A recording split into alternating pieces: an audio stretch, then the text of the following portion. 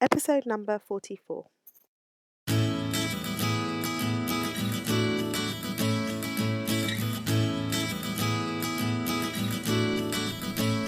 Hi, you're listening to the Careers Beyond Motherhood podcast with your host, Janine Esbrand.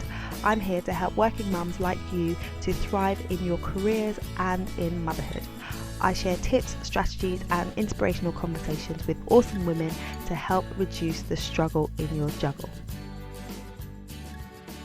Time for a say, Mummy. Hello, and welcome to the show. It is awesome to be talking to you today, especially in the mood that I am in.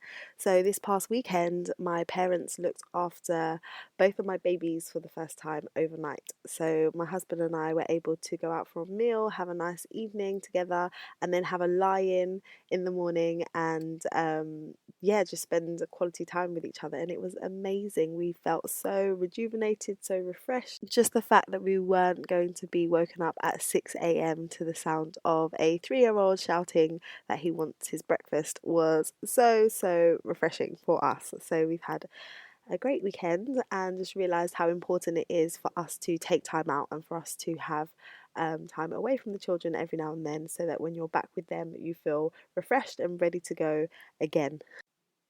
So today's a solo episode, and I want to share with you some insights that came to light after working with a client who emailed me this morning to tell me that she just accepted a job offer.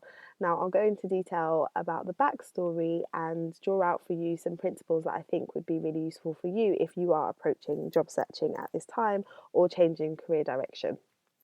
So when I first met this client, she had been working in her current role for over 10 years, and she's very experienced at what she did, and she had taken some time out to have her son and was back working on a part-time basis, so 3 days a week, but wasn't necessarily enjoying the work that she was doing on a day-to-day basis. So she knew she wanted to make a change, but she wasn't quite sure how to go about it. So that's where I came in, and we got talking about how I could support her with figuring out what her next steps should be, and then the whole process of finding a role and interviewing and securing a position.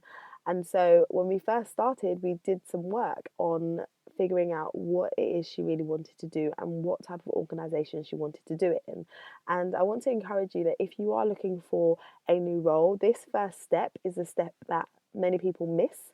And it's one that's really important to take, because if you are feeling unfulfilled in your current role and then you just launch into a job search by starting to look at job boards and calling recruiters and thinking about where you can find opportunities, it means that you're probably going to be applying for something that's quite similar.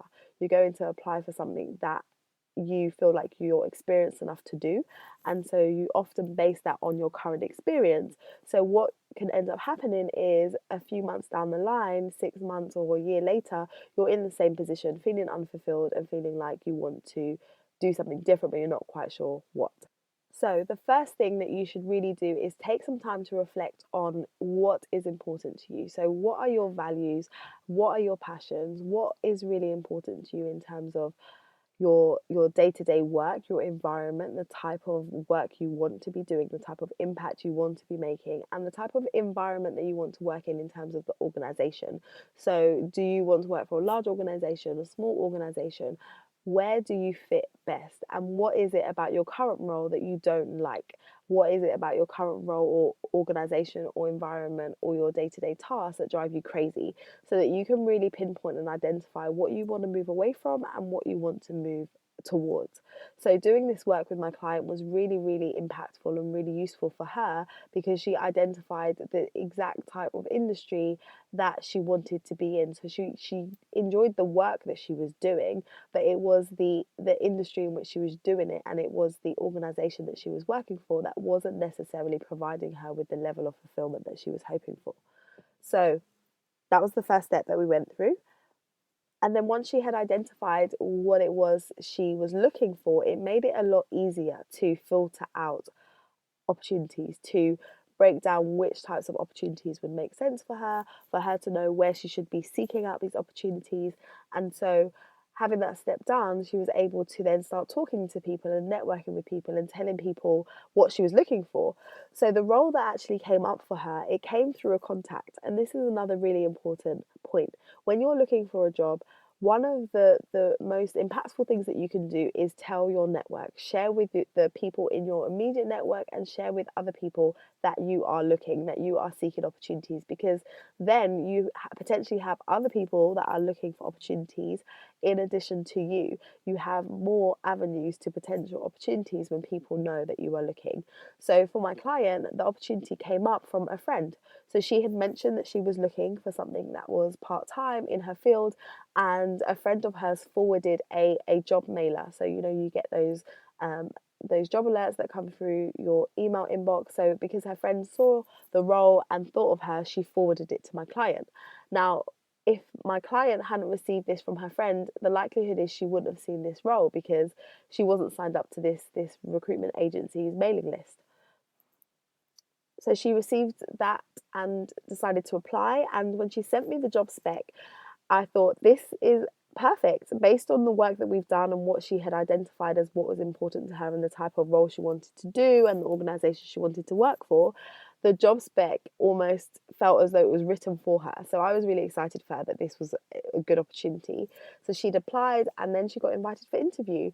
And we worked together on her interview technique, and we talked through how she should go about approaching selling herself and taking the experience that she had gained over the years and delivering it to them in a way that fit the job spec, so that she was making it really clear how she would be an asset to the organisation. So we went through that whole process, and it was amazing when I got the email from her to say that she had been invited to the second round of interview. And then today I received an email to say that she was offered the job and she's accepted the offer. So I'm really excited for her, and I'm sharing all this with you because I think that many people take the wrong approach to job searching, especially when you're looking for a part-time position. So people either feel like they can't find a part-time position and there's none out there, or just relying on solely looking at job boards to find the part-time positions. Now, part-time positions are out there, but not all of them are advertised. A lot of roles are not necessarily advertised. So the easiest way for you to find opportunities in terms of part-time work is to find it through your network. So from friends, from ex-colleagues, from different people who may be able to share with you an opportunity that isn't advertised on a mass scale. So I want to encourage you to know what it is you're looking for, and once you know what you're looking for, talk about it and share it. That's the way that you are likely to attract opportunities that you wouldn't otherwise come across. Also, if you're feeling a bit apprehensive and anxious about the whole job search process, I would encourage you to seek out support. So, whether that is working with a coach or talking to a friend or mentor, I would encourage you to get somebody on your side that's going to help you with the whole process, because there's a lot of mindset issues that might come up for you, lack of confidence, feeling like you're not really able to or ready to go out there into the market and find a role that's suited and well aligned to you. So if you're struggling with any of those feelings or thoughts, then I would definitely encourage you to seek support.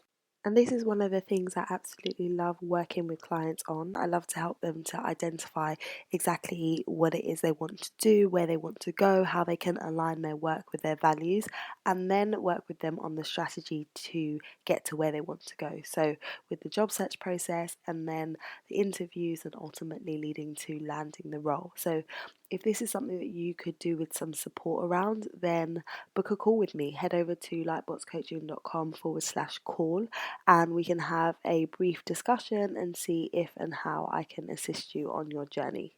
There are so many social media platforms, and if we're not careful, we can find ourselves going down a rabbit hole and spending a lot more time than we intend on social media. But one of the platforms that I think is a great place for you to hang out and for you to spend time and invest time is LinkedIn. So if you're job searching, if you are looking to expand your network, if you are seeking out new clients, LinkedIn is definitely the place to be. So over the last year or so, I've spent a lot more time learning the platform, getting to know how to use it properly and leveraging it, and it is amazing. So it would be great if you would come over and connect with me on LinkedIn so that I can get to know you and learn more about your journey.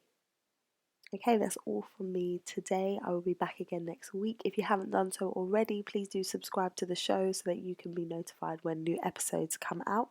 Until next time, look after you and look after your babies.